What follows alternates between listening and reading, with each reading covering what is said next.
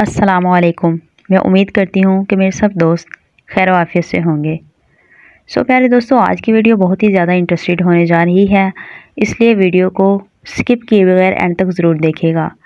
آج کی ویڈیو میں آپ کے ساتھ شیئر کروں گی بصرہ کے ایک حکمران کی توبہ، اس کا مکمل واقعہ اور مکمل قصہ۔ عماد کہتے ہیں کہ اہل بصرہ میں سے ایک بادشاہ نے درویشی اختیار کی، پھر اس کے بعد وہ دنیا اور مملکت کی طرف مائل ہو گیا۔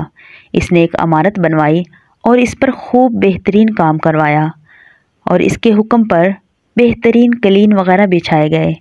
پھر اس نے عالی شان دعوت کا اہتمام کیا تو لوگ جوک در جوک آتے، کھاتے پیتے اور اس عمارت کو دیکھ کر متعجب ہوتے اور چلے جاتے۔ یہ سلسلہ کئی دن تک چلتا رہا۔ بادشاہ نے یہ محل بہت ہی عالی شان اور بہت ہی زیادہ خوبصورت بنایا تھا۔ لوگ خاص طور پر اس کو دیکھنے بھی آتے اور ساتھ میں اپنے اس بادشاہ کے ہمراہ دعوت کھا کر چلے جاتے۔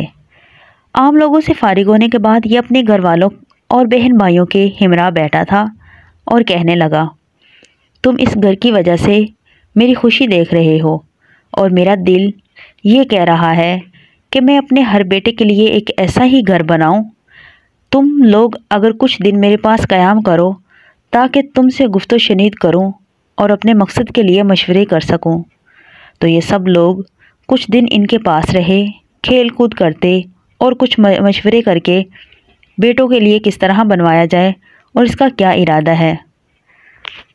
بادشاہ کا مقصد یہ تھا کہ اپنے فیملی ممبر کو گھر رکھوں اور ان سے کچھ مشورہ لوں کہ اپنے اس گھر سے بھی بہتر اپنے بیٹوں کے لیے گھر بنواؤں اور اس پر بھی خوب کام کرواؤں۔ یہ اس کی بہت بڑی خواہش تھی۔ ایک رات ان کے ساتھ بہت عجیب واقعہ پیش آیا۔ ایک رات انہوں نے گھر کے کونے سے ایک آواز سنی۔ وہ آواز یہ تھی، ایسے گھر مت بنا جس میں تجھے کچھ رہنا نہیں ہے، اور درویشی کی طرف لوٹ جا تاکہ تجھے معاف کیا جائے۔ یہ آواز سن کر وہ بہت ڈر گیا اور بہت زیادہ خوفزدہ ہو گیا۔ جو کچھ سنا اس سے ڈر گئے اور اپنے ساتھیوں سے پوچھا کہ جو آواز میں نے سنی ہے کیا تم نے بھی سنی؟ انہوں نے کہا جی ہاں۔ اس نے پھر پوچھا کیا تم وہی محسوس کر رہے ہو جو میں محسوس کر رہا ہوں؟ انہوں نے پوچھا کہ تجھے کیا محسوس ہو رہا ہے؟ اس نے کہا واللہ اس دل پر ایک بوجھ محسوس کر رہا ہوں اور میں سمجھتا ہوں کہ یہ موت کی علامت ہے۔ وہ لوگ کہنے لگے ہرگز نہیں، بلکہ بقا اور عافیت رہے گی۔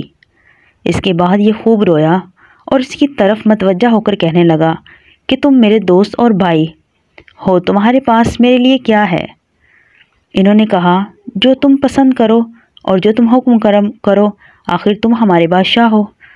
تو اس نے شراب پھینکنے کا حکم کر دیا، پھر کھیل کود کی چیزیں باہر نکلوا دی، پھر کہنے لگے اے اللہ، میں تجھے اور تیرے ان حاضر بندوں کو گواہ کر کے کہتا ہوں کہ میں اپنے تمام گناہوں سے تائب ہوں اور مہلت کے ایام سے اپنے کیے پر نادم ہوں۔ سبحان اللہ۔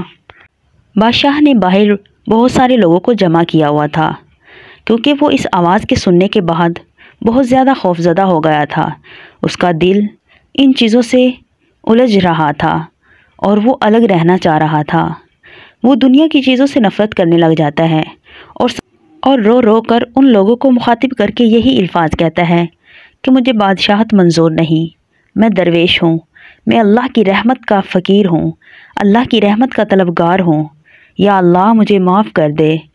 یہ بات سنتے ہی اس محفل میں بیٹھے لوگوں نے بھی اللہ سے توبہ کرنا شروع کر دی۔ اس طرح بادشاہ اور بادشاہ کے دربار میں بیٹھے ہوئے سب لوگوں نے اللہ کے حضور توبہ کی اور اپنے گناہوں کی معافی مانگی۔ اس طرح بادشاہ نے بھی کہا اے اللہ، میں تجھ سے خود اپنی تیری نعمتوں کا اہتمام بواسطہ تیری طاعت پر رجوع کر کے مانگتا ہوں، اور اگر تو مجھے اٹھائے تو اپنے فضل سے میرے گناہ معاف کر کے اٹھا۔ پھر اس کی تکلیف بڑھ گئی اور برابر وہ یہی کہتا رہا حتیٰ کہ اس کی جان نکل گئی۔ کہتے ہیں کہ یہ توبہ پر مرا تھا۔ اس طرح آخری وقت پر بھی اس بادشاہ نے اللہ کے حضور سچی توبہ خود بھی کر لی اور اپنی محفل میں بیٹھے تمام لوگوں کو بھی توبہ کروا لی۔ سبحان اللہ۔ اس طرح پیارے دوستو، آپ بھی اللہ کے حضور سچی توبہ کیا کریں اور اپنی محفل میں بیٹھے تمام لوگوں کو اس بات کا حکم دیا کریں، اس بات کا کہا کریں کہ اپنے اللہ سے سچی توبہ کریں۔ آج ہمارے پاس وقت ہے، اس وقت کو ضائع نہیں کریں۔ سب لوگ اللہ کے حضور سچی توبہ کریں اور آج ہی اپنے گناہوں کی معافی طلب کریں۔ اللہ پاک ہم سب کو معاف فرمائے۔ آمین ثم آمین۔